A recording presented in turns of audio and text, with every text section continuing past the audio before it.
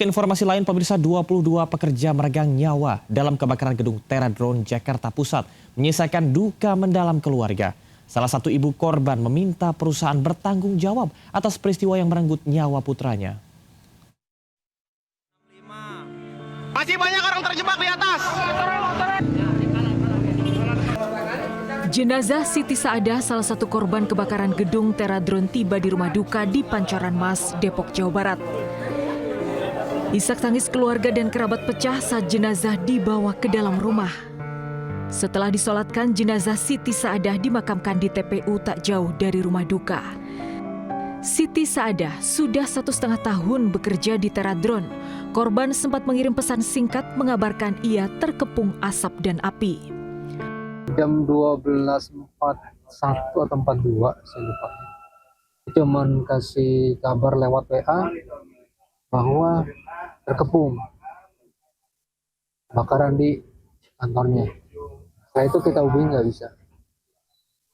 Kalau dari perusahaan. Sementara itu, jenazah korban kebakaran gedung Teradron lainnya, Raihan Syah, juga tiba di rumah duka di kawasan Tapos, Depok. Tangis keluarga dan kerabat tak terbendung di depan peti jenazah korban. Duka juga menyelimuti keluarga Atiniyah Isnaini Rashidah. Atiniyah adalah mahasiswi di sebuah PTN yang baru 1 bulan magang di Teradron. Sang ayah begitu terpukul atas kepergian putrinya yang selalu minta dijemput sepulang magang. Itulah gak habis pikir, gimana Rehan meregang nyawanya gitu loh.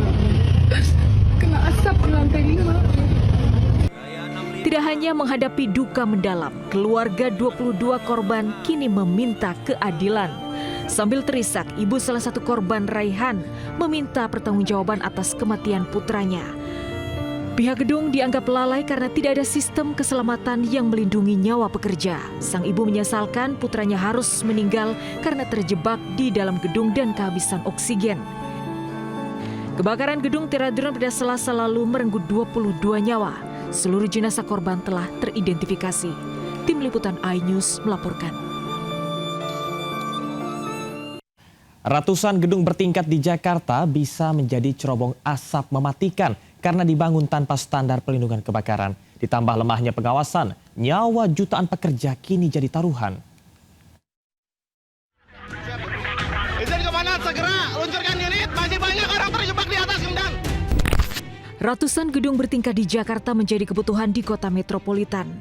Tapi di balik beton megah berkilat ada ancaman keselamatan bagi ribuan pekerja yang bergantung hidup di dalamnya. Salah satunya ancaman kebakaran. Tak seperti gedung satu lantai, kebakaran di gedung bertingkat bisa merenggut nyawa berkali lipat. Konstruksi vertikal seperti cerobong asap mematikan. Meski titik api berada di lantai berbeda, tapi maut mengintai di setiap lantai. Dalam kebakaran gedung Teradron Kemayoran, Jakarta Pusat, titik api berada di lantai 1, tapi asap pekat memenuhi 6 lantai di atasnya. Hanya sebagian pekerja lolos dari maut setelah damkar memecahkan kaca dan mengevakuasi pekerja. Sebagian lari ke rooftop dan minta pertolongan. Tapi asap lebih banyak membunuh daripada api. 22 meregang nyawa bukan karena terbakar, tapi keracunan asap berbahaya, termasuk racun asap dari terbakarnya baterai ion lithium drone. Peristiwa memilukan di gedung Teradron harus jadi pelajaran berharga bagi penghuni gedung bertingkat di Jakarta. Saat kebakaran, jangan gunakan lift, turun lewat tangga darurat, merunduk bila melewati asap, saat terjebak tutup celah pintu, tunggu bantuan dan beri tanda dari jendela. Selain minimnya pemahaman penyelamatan mandiri, kebakaran di gedung Teradron membuka bobroknya standar keamanan beberapa gedung di Jakarta. Gedung Teradron yang beroperasi bertahun-tahun ternyata tidak memiliki tangga darurat. Hanya ada satu akses tangga keluar masuk gedung yang terkepung asap. Gedung ini kalau terjadi kebakaran, apalagi di lantai 1, itu sangat berbahaya sekali. Karena tidak ada jalur evakuasi dan nggak ada alat pemadam kebakaran yang mencukupi. Terutama gedung-gedung yang high risk, risiko tinggi, itu diperlukan untuk pengecekan reguler supaya tidak terulang lagi. Padahal aturannya setiap gedung bertingkat harus memiliki standar keselamatan. Tangga darurat yang terbuka, alarm dan detektor asap harus berfungsi, apar dan hidran diperiksa rutin. Papan evakuasi dan lampu darurat jelas, serta akses mobil damkar tidak boleh terhalang. Sudah ada aturan, tapi kerap diabaikan, ditambah lemahnya pengawasan dan penindakan oleh pemangku kebijakan. Akibatnya, nyawa pun jadi taruhan. Tim Liputan iNews melaporkan. Ambil tindakan segera. RCTI mendapat video eksklusif penangkapan Dirut Terra Drone MW di sebuah kamar apartemen di Setiabudi, Jakarta Selatan. Meski sempat menolak dibawa, MW tak berkutik saat petugas memperlihatkan surat penangkapan. Penangkapan MW diduga terkait dengan penyelidikan terbakarnya gedung Terra Drone yang menewaskan 22 orang Selasa kemarin. Kepolisian terus mendalami dugaan kelalaian perusahaan dalam kebakaran maut Terra Drone.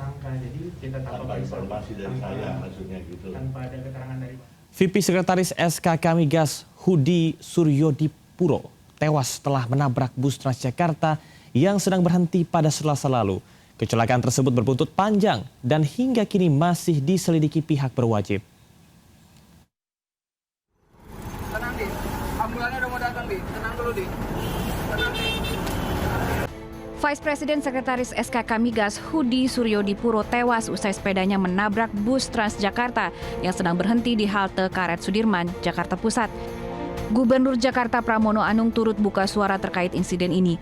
Pramono bahkan memanggil Direktur Utama Transjakarta untuk meminta penjelasan. Detik-detik kecelakaan diduga terekam salah satu kamera pengawas. Polisi menyebut saat kecelakaan terjadi, korban bersepeda dengan kecepatan sekitar 40 km per jam. Hingga akhirnya menabrak bagian belakang bus Transjakarta yang sedang menaik turunkan penumpang. Rekan sejawat korban langsung menghampiri. Akibat kecelakaan, korban mengalami luka pada bagian kepala. Korban diduga meninggal di lokasi kejadian. Tim Liputan iNews melaporkan. Sudah bergabung Naura Syafiqoh dari jalur pesepeda di Jalan Sudirman, Jakarta. Naura, bagaimanakah kondisi jalur sepeda di sana? Apakah sudah ideal untuk dilewati pesepeda? Ya, selamat siang Camar dan pemirsa. Memang untuk setelah beberapa hari pasca kejadian pesepeda yang menabrak Transjakarta di halte Karet 2 Sudirman, Jakarta, ini memang untuk jalur sepeda saat ini masih terbilang belum ideal. Karena jika kita lihat secara lebih dekat lagi, memang untuk jalur pesepeda ini beririsan dengan titik berhenti dari bus non-BRT, di mana bus non-BRT ini merupakan bus rapid transit, di mana memang idealnya mereka itu berhenti atau titik berhentinya di jalur umum, tidak di jalur busway seperti pada bus yang lainnya. Dan juga seperti yang kita lihat, memang ini adalah titik berhentinya untuk bus non-BRT yang ada di sini, sehingga untuk beberapa bus ini berhenti tepat berada di depan halte Karet 2 Sudirman.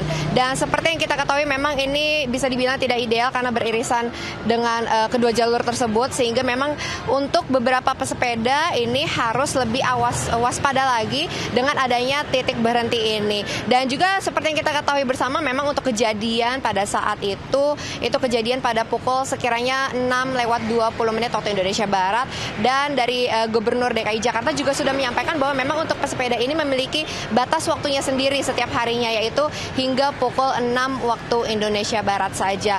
Dan seperti yang kita ketahui juga, memang untuk road bike yang digunakan oleh korban ini merupakan salah satu jenis sepeda yang memang selalu dikayuh dengan cepat, sehingga kecepatan pada saat kejadian ini di 30 hingga 40 km per jam, sehingga langsung menabrak Transjakarta yang tepat berhenti di sini dan langsung terjatuh dan meninggal di lokasi kejadian. Bahkan untuk saat ini memang tadi kami sempat melihat ada beberapa petugas yang mengarahkan dan juga menertibkan untuk jalur ini, dan ini menjadi evaluasi tentunya bagi pemerintah, khususnya di Pemprov DKI Jakarta, untuk bisa mengevaluasi seperti jalur sepeda ini, atau mungkin bisa diberikan batasan sehingga untuk pesepeda, kemudian untuk Transjakarta atau mungkin untuk bus non-BRT yang ada di sini bisa lebih waspada satu sama lain. Sementara itu, Camar.